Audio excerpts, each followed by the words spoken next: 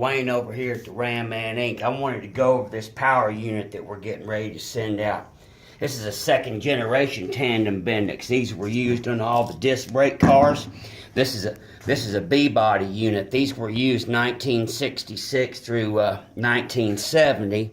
And here's a general setup for a power unit: booster, firewall reinforcement plate, and then the firewall, and there's the booster linkage right there.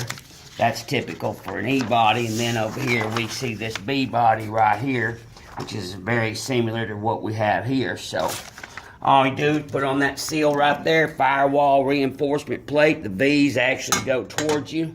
They center on the firewall.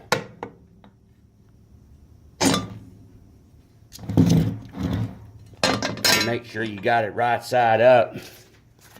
And the gasket goes on like that. And then of course your nuts go on like this.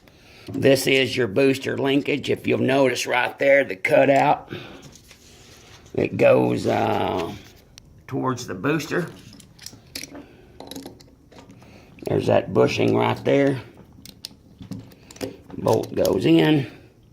Now, these are lock nuts on here, so you just want to cinch them on down, but you don't want to cinch them down really tight and lock up this entire linkage. This is all supposed to swivel back and forth. So there you go, my friends. There's a power unit right there, and of course mount that bad boy, and then your Bendix style master cylinder mounts right on the front. Remember now, you don't want to tighten these things down too tight. Original service manual says 100 inch-pounds on these master cylinder nuts.